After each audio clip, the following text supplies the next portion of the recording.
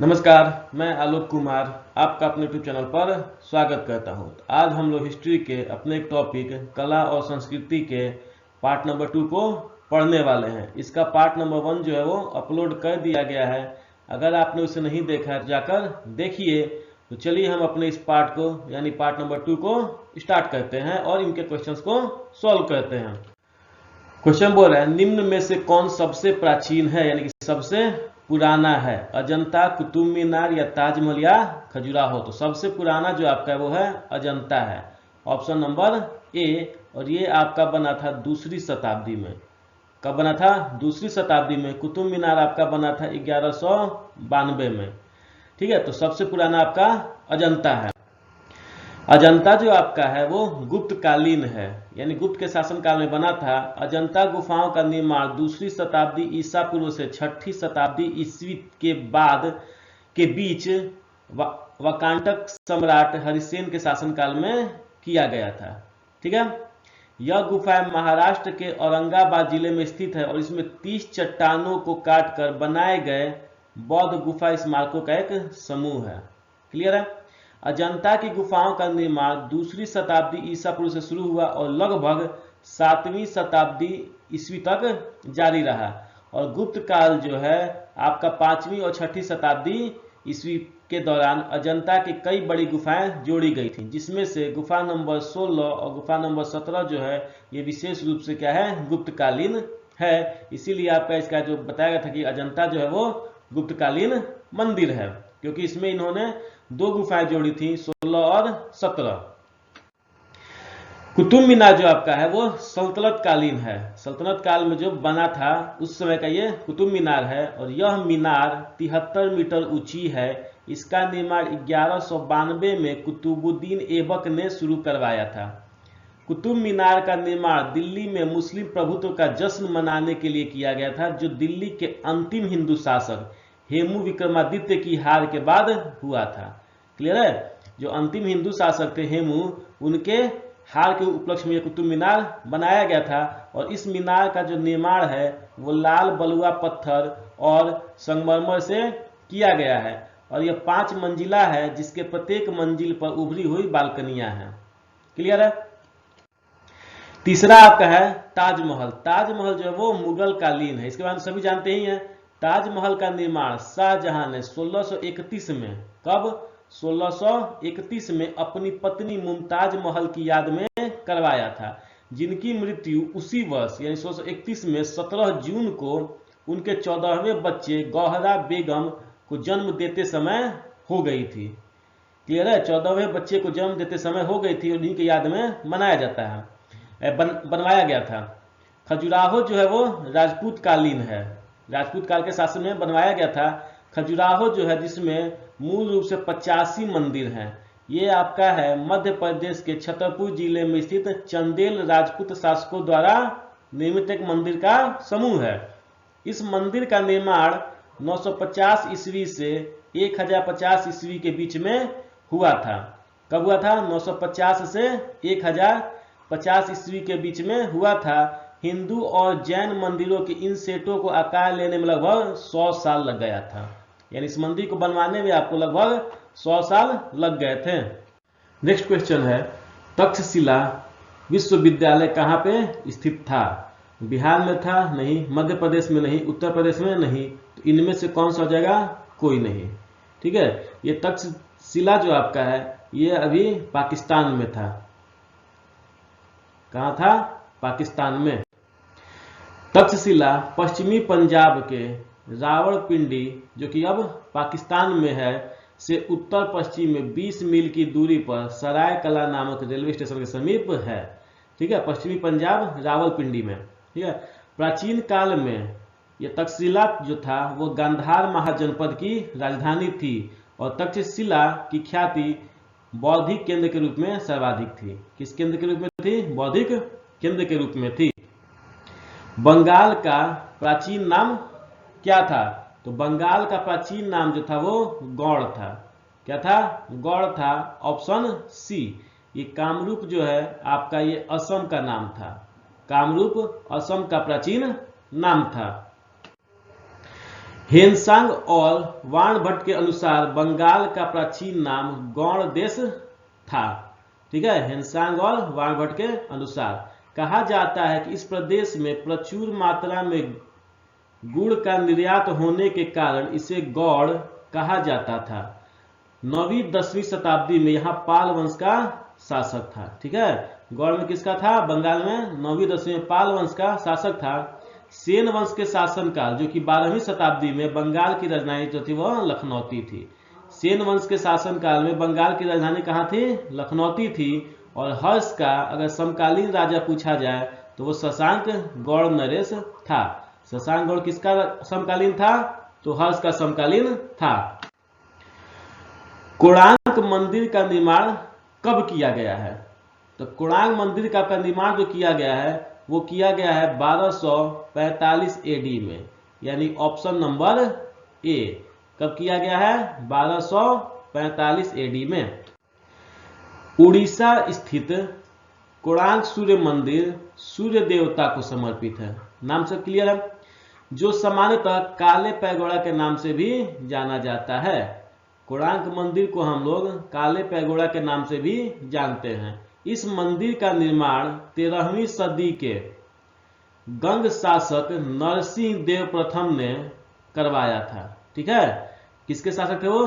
गंग शासक थे जिनका नाम था नरसिंह देव प्रथम। कोणार्क मंदिर का इस मंदिर के आधार पर यानी कि इसके बेस पर 12 पहियों का एक चक्र निर्मित है। 12 चक्र 12 राशियों के प्रतीक हैं और सूर्य के जो 7 घोड़े हैं उनकी यानी सूर्य की किरणों के रंगों के प्रतीक हैं। 12 चक्र जो है 12 राशि का प्रतीक है और जो 7 घोड़ा है वो 7 रंग का प्रतीक है।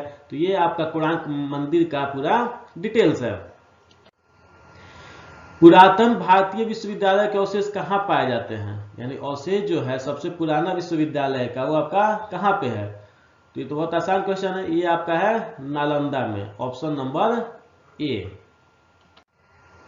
प्राचीन भारतीय विश्वविद्यालय के अवशेष नालंदा में पाए जाते हैं। नालंदा विश्वविद्यालय जो है वो पटना से 64 किलोमीटर दक्षिण में बड़गांव नामक स्थान पे, कहाँ पे है? बड़गांव नामक स्थान पे है। नालंदा बौद्ध विहार की स्थापना कुमारगुप्त के शासनकाल में हुई थी। इसको याद रखेंगे, किसके शासनकाल में हुई थी? तो कुमारगुप्त के शासनकाल में।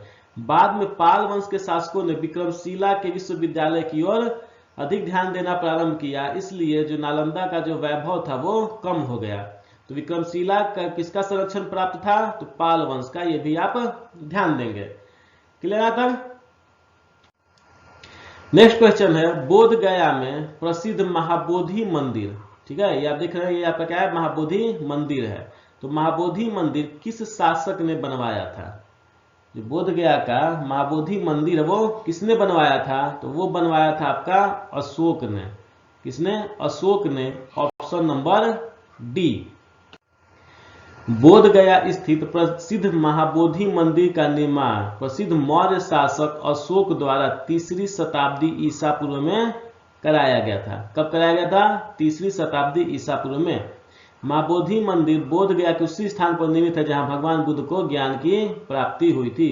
अगर आप जाएंगे यहाँ पे तो अभी भी वहां पे आपको एक पीपल का पेड़ दिखेगा। ठीक है, जहाँ पे बौद्धिस्ट लोग आकर के पूजा करते हैं या साधना करते हैं। हालांकि वर्तमान मंदिर जो कि गुप्त काल की वास्तुकला की शैली में है 5वीं और 6वीं शताब्दी का है। ठीक है, अभी जो उसका डेकोरेशन हुआ है, जो उसको मॉडर्न बनाया गया है, वो 5वीं और 6ठी शताब्दी में बनाया गया है। ऐसे पुराना मंदिर जो था वो 3री शताब्दी ईसा पूर्व का था। गोलकुंडा किला किस राज्य में है? ये आपका है गोलकुंडा किला का परिसर या गोलकुंडा किला। तो गोलकुंडा किला जो आपका है वो है तेलंगाना में, ऑप्शन नंबर डी। कहाँ पे है? तेलंगाना में, ऑप्शन नंबर डी। गोलकुंडा किला कुतुब शाही वंश जिसका शासन काल था 1512 से लेकर के 1687 तक द्वारा निर्मित तेलंगाना राज्य के हैदराबाद जिले में स्थित है। किस वंश ने बनाया था? कुतुब शाही वंश ने। यह किला जो है वो 400 फीट ऊंचा ग्रेनाइट की पहाड़ी पर स्थित है। इसके 3 परकोटे हैं, परकोटे बोलते हैं हम बाउंड्री को। इसके 3 परकोटे हैं तथा इसका परिमाप जो है उस बाउंड्री का वो 7 मील है। कितना है? 7 मील है। और इस पर 87 बुर्ज यानी कि मीनार या टावर, 87 बुर्ज बने हुए हैं। दुर्ग के अंदर कुतुबशाही बेगमों के भवन उल्लेखनीय हैं, यानी कि वो देखने लायक है, इंपॉर्टेंट हैं, अच्छे हैं। बेलूर और हेलविड में निर्माण किए गए मंदिर कब के हैं? तो ये आपके हैं 12वीं शताब्दी के। कब के हैं? 12वीं शताब्दी के। Option number A. बोलता क्या है कि बेलूर और हेलविड में 12वीं शताब्दी में अनेक मंदिरों का निर्माण कराया गया। हेलविड जो है वो होयसल वंश की राजधानी थी। ठीक है, होयसल वंश की राजधानी थी, जिसका वर्तमान नाम जो है, सॉरी पुराना नाम जिसका है वो द्वार समुद्रम है। होयसल जो है इसका अभी का नाम है, वर्तमान नाम है।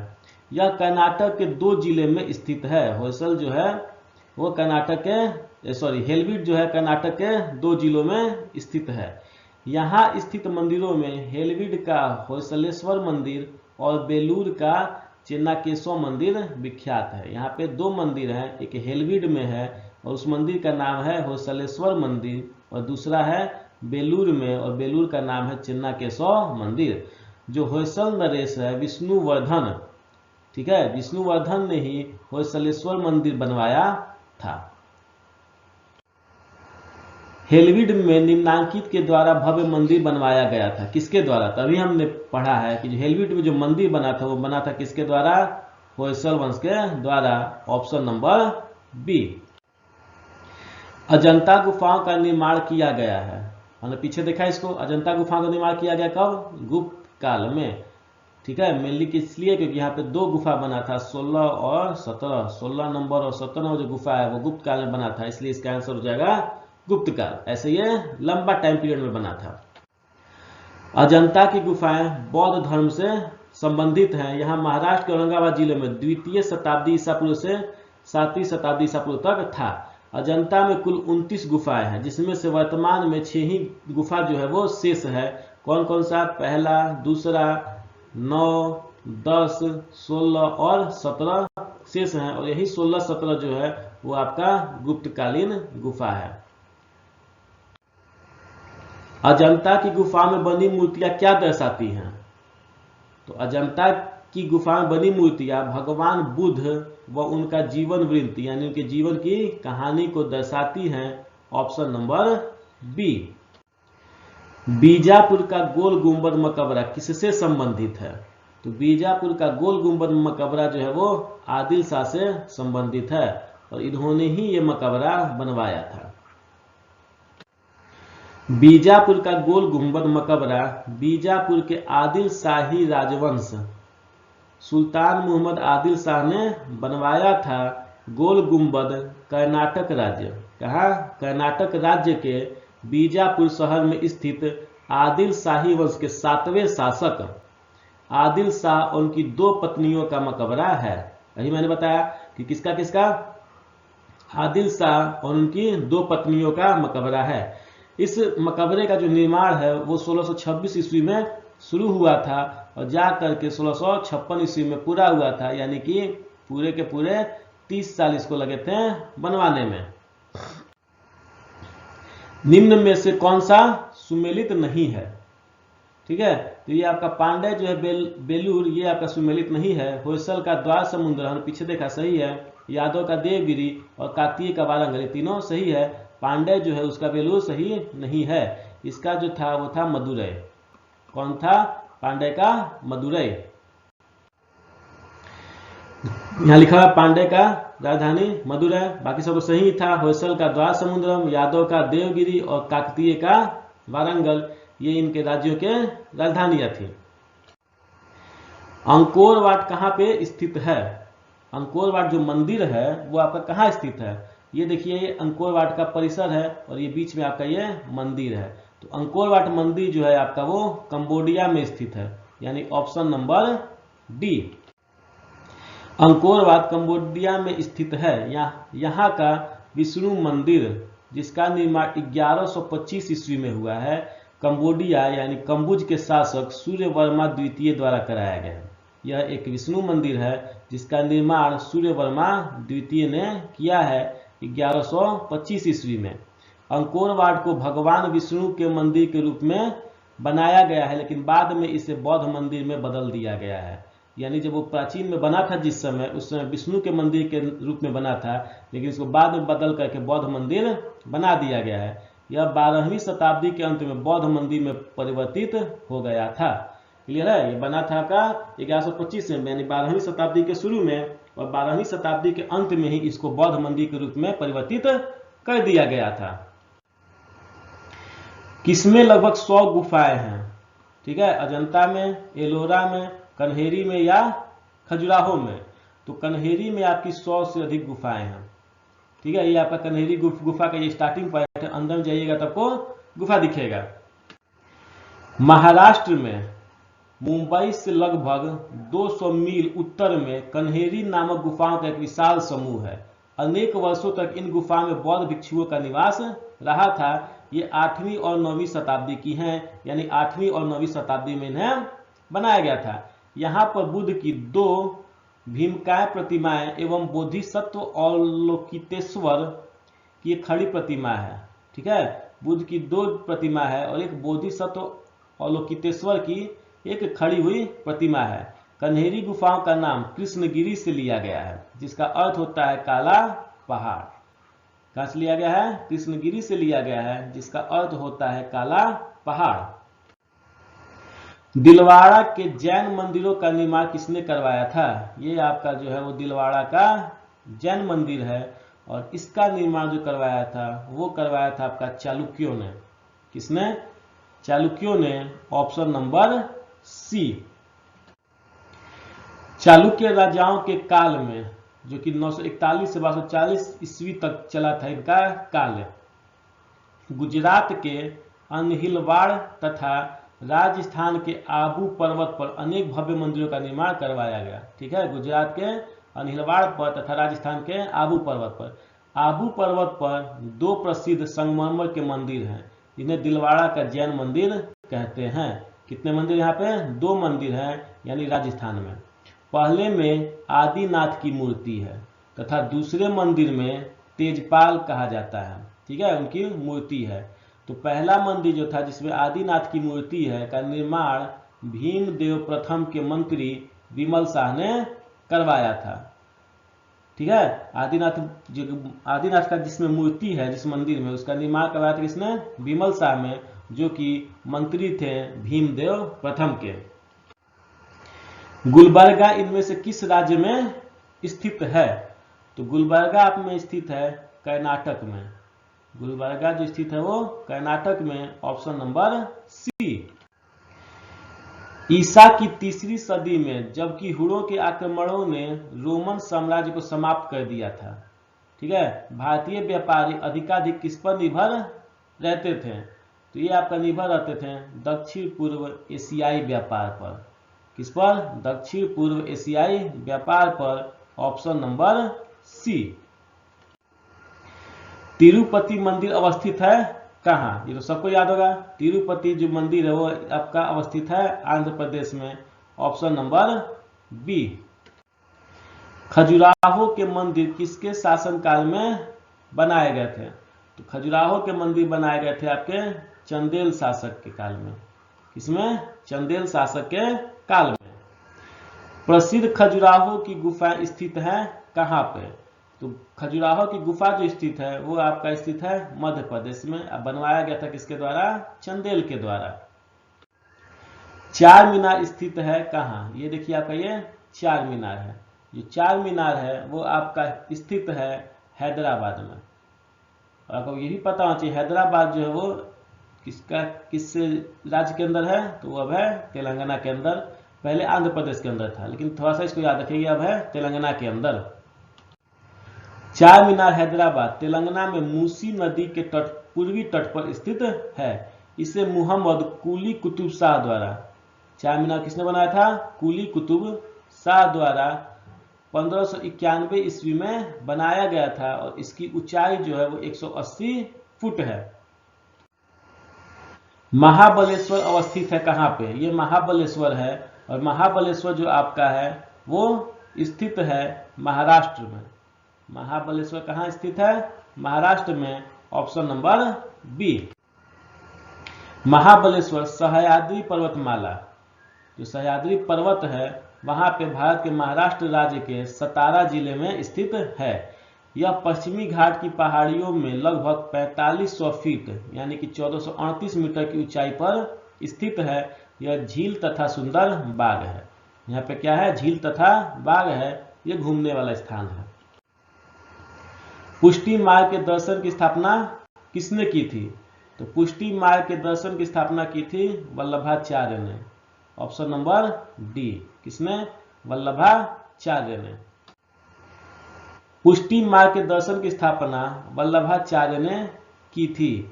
इन्होंने दक्षिण के विजयनगर राज्यसभा में शंकराचार्य के अद्वैतवादी सिद्धांत जो कि था वेदांत तथा मायावाद का खंडन करके ईश्वर भक्ति पर विशेष बल दिया था। वहां इन्हें जगत गुरु महाप्रभु श्रीमदाचार्य की उपाधि से विभूषित किया गया है। ठीक है। संगम काल का सर्वाधिक महत्वपूर्ण नगर कौन सा था? संगम काल का सर्वाधिक महत्वपूर्ण नगर जो था वो मदुरई था। ठीक है। Option number D. Kaveri Pattanam जो है यहाँ पे उसका बंदरगाह था। क्या था? बंदरगाह था। अच्छा, ये मदुरई इतना इंपॉर्टेंट क्यों है? क्योंकि संगम काल में टोटल 3 संगम हुए थे, जिसमें से पहला और तीसरा जो संगम था वो आपका मदुरई में हुआ था। इसलिए यहाँ पे ये मदुरई जो था संगम काल का महत्वपूर्ण नगर था। मदुरा या जिसको मदुरई भी कहते हैं, ये पांड्यों की राजधानी थी तथा प्रथम एवं तृतीय संगम जो थे वो मदुरई में हुए थे। अतः मदुरई जो था वो संगम युग का सर्वाधिक महत्वपूर्ण नगर था। कावेरी पट्टनम जिसको पुहार भी कहा जाता था, वो संगम युग में चोलों का प्रमुख बंदरगाह था। इसको याद रखेंगे, ये चोलों के समय का बंदरगाह था। यह दक्षिण भारत में 3री शताब्दी ईसा पूर्व यानी कि लगभग 300 BC से लेकर के ये 3री शताब्दी ईस्वी तक यानी 300 AD तक यानी लगभग का 600 साल का इनका जो था वो काल था लगभग। इस काल में 3 संगम आयोजित किए जाते थे जिन्हें मुचंगम कहा जाता था। ये जो 3 संगम थे जिनको हम क्या कहते थे? मुचंगम कहते थे। तो चलिए अब इन तीनों संगमों को समझते हैं। पहला संगम जो था तो माना जाता है कि संगम जो है वो मदुरई में आयोजित किया गया था। इसमें देवताओं तथा महान संतों ने भाग लिया था। देवताओं ने और महान संतों ने। इस संगम में कोई साहित्यिक कार्य उपलब्ध नहीं है, यानी कोई इसमें पुस्तक वगैरह की बात नहीं है। उसके बाद दूसरा संगम, यह संगम जो है वो कपाटपुरम में आयोजित किया गया था। कहाँ पे? कपाटपुरम में, जो पांड्य राज्यों की राजधानी थी। और इस संगम का एकमात्र उपलब्ध ग्रंथ जो था वो तोल्कापियम था। कौन था? तोल्कापियम था। और तोल्कापियम में क्या है? तो तमिल व्याकरण का एक ग्रंथ है। तोल्कापियम में 4 जातियों का उल्लेख मिलता है। एक मिलता है अरसर का, दूसरा मिलता है अंथनार का, तीसरा मिलता है वड़िगर का और चौथा मिलता है वेल्लार का। तो अरसर जो है वो हम बोलते थे शासकों को, अंथनार बोलते थे ब्राह्मण को, और वड़िगर जो बोलते थे वो बोलते थे व्यापारी को, तथा वेल्लार बोलते थे हम कृषक को यानी किसान को। तीसरा था संगम जिसको हम बोलते थे तृतीय संगम। यह संगम भी मदुरई में हुआ था और इसमें बड़ी मात्रा में कवियों ने भाग लिया था। इस संगम में प्रचुर मात्रा में साहित्य रचा गया, लेकिन उनमें से कुछ ही बच पाए, बाकी सारे नष्ट हो गए हैं। इस्लाम की स्थापना कब हुई थी? तो इस्लाम की स्थापना कब हुई थी? 7वीं शताब्दी ईस्वी में। और ये हुआ था आपका कब? तो ये हुआ था 622 AD में। इस्लाम की स्थापना कब हुई थी? 622 ईस्वी में। पैगंबर मुहम्मद का जन्म लगभग 570 और 71 ईस्वी में हुआ था। उन्होंने इस्लाम धर्म की स्थापना 7वीं शताब्दी यानी 622 ईस्वी में जिब्राइल द्वारा अल्लाह का पैगाम मिलने के बाद किया। 632 ईस्वी में इनकी मृत्यु हो गई, यानी 10 साल बाद 622 से 632 यानी 10 साल बाद स्थापना के 10 साल बाद उनकी मृत्यु हो गई। विक्रमशिला विश्वविद्यालय की स्थापना किस शासक ने किया था? तो विक्रमशिला का स्थापना किया था धर्मपाल ने। नालंदा का कौन किया था? कुमारगुप्त ने, ठीक है, और विक्रमशिला का धर्मपाल ने। विक्रमशिला विश्वविद्यालय की स्थापना पाल वंशीय शासक धर्मपाल, जिनका शासन काल था 770 से 810 ईस्वी, ने बिहार राज्य के भागलपुर से 25 मील की दूरी पर की थी। यहाँ बौद्ध धर्म एवं दर्शन के अतिरिक्त न्याय, तत्वज्ञान, व्याकरण आदि की शिक्षा भी दी जाती थी। यह बौद्ध धर्म के महायान शाखा का प्रमुख केंद्र भी था। मूर्ति कला का गंधार स्कूल निम्न शैलियों का एक सम्मिश्रण है, यानी गंधार कला जो है वो किन किन शैलियों का मिश्रण है, तो ये जो है आपका वो भारतीय और ग्रीक शैली का मिश्रण है। Option number A. भारत के दो महानतम कलाकार विठपाल तथा धीमन नामक किस युग से संबंधित थे? विठपाल और धीमन जो थे वो किस युग से थे? तो वो आपका थे पाल युग से। किससे थे? पाल युग से। Option number A. बोला जाता है 9वीं शताब्दी में बंगाल के पाल राजाओं के समय विठपाल और धीमन दो प्रसिद्ध कलाकार एवं मूर्तिकार थे। ये दोनों क्या थे? कलाकार और मूर्तिकार थे, और ये नालंदा के निवासी थे। कहाँ के निवासी थे? नालंदा के निवासी थे। 4 आश्रम निम्नलिखित में से संबंधित है। किससे? तो जो 4 आश्रम जो है आपके वो संबंधित है जीवन के चरणों से। जीवन के चरणों से यानी आपका जो जीवन है उसको 100 साल मान लिया गया है, और इन 100 साल में से 4 भाग में इस नियम को बांट दिया गया है। इस साल को 4 भाग में बांट दिया गया, और हर एक साल आपका 25-25 साल का होगा। 25-25 साल का होगा। तो यही जो 4 भागों में बांटा गया इसी को हम बोलते हैं 4 आश्रम। क्लियर है? तो इसको समझते हैं। प्राचीन काल में जीवन के 100 वर्ष का मानकर 25-25 वर्ष के 4 चरणों में विभाजित किया गया था। ठीक है, जिनको हम चरण को आश्रम की संज्ञा देते हैं। पहला था ब्रह्मचर्य आश्रम यानी 0 से 25 वर्ष तक। उसके बाद था गृहस्थ आश्रम 25 से 50 वर्ष तक। उसके बाद था वानप्रस्थ आश्रम 50 से 75 वर्ष तक, और उसके बाद था संन्यास आश्रम 75 से 100 वर्ष तक। और ये चारों आश्रम का वर्णन जो है वो आपको मिलता है जालोपनिषद में। कहाँ मिलता है? जाबालोपनिषद में। अजंता की गुफा में किस का चित्रण है? अजंता की गुफा में आपका जो चित्रण है वो जातक कथाओं का है। ठीक है, और जातक कथाएं किससे संबंधित है? तो जातक कथाएं आपके संबंधित है बुद्ध धर्म से। ठीक है, किससे संबंधित है? बौद्ध धर्म से। क्लियर है? तो ये आज आपका जो पार्ट नंबर 2 था हमारा वो समाप्त हुआ, कला और संस्कृति का।